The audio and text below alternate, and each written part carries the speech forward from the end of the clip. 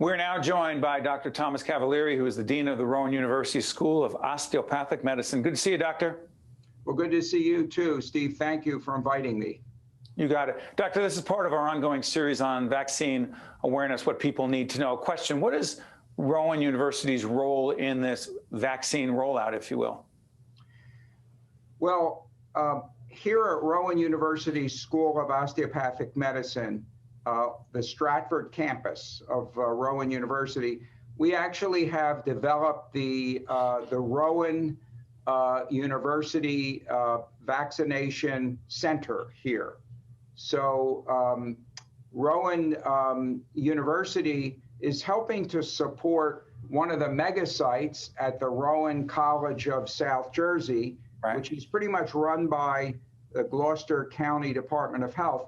But Rowan University's actual vaccination center is here on our campus.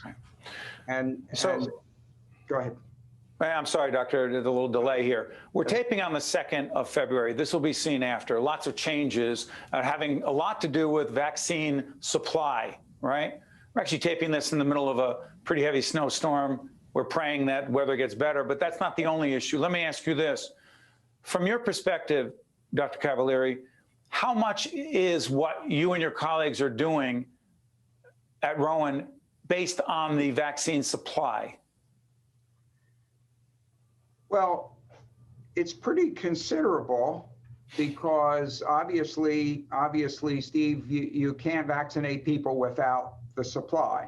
So here on Rowan University's vaccination center, we're considered a large site. So in the eyes of the Department of Health, whom we've been working with closely, Commissioner Persicelli. And essentially, as a large site, we administer between 400 and 500 vaccinations per day, Monday through Friday. And I will tell you, our experience thus far we have not had a problem with supply. Now, I know nationally that's an issue. I know some other sites have had a difficulty, but we've been fortunate that we've been able to get the supply we need to meet the needs of the community we're serving, giving somewhere between 400 and 600 vaccinations per day.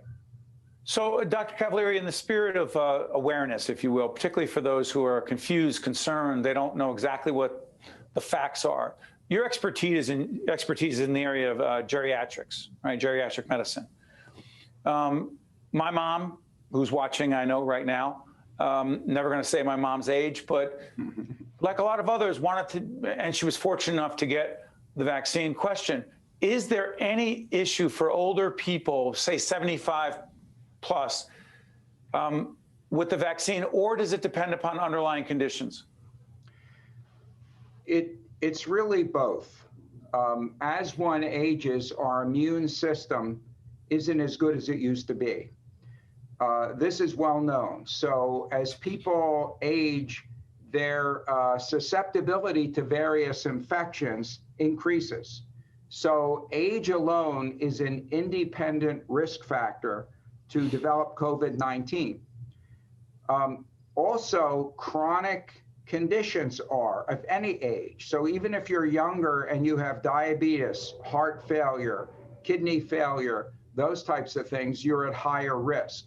And so let me ask you this, Doctor. Hold on for a second, Doctor. So sure. This was confusing to me. I have high blood pressure, but being managed. Is that by itself a potential issue? I would say, because I'm not alone. I'm not talking about myself. It's millions of people who have some degree of high blood pressure. Right. I would say high blood pressure managed in and of itself is probably not put someone at a higher risk, but certainly diabetes, heart failure would, chronic kidney disease would. So there are certain chronic states that put someone at higher risk.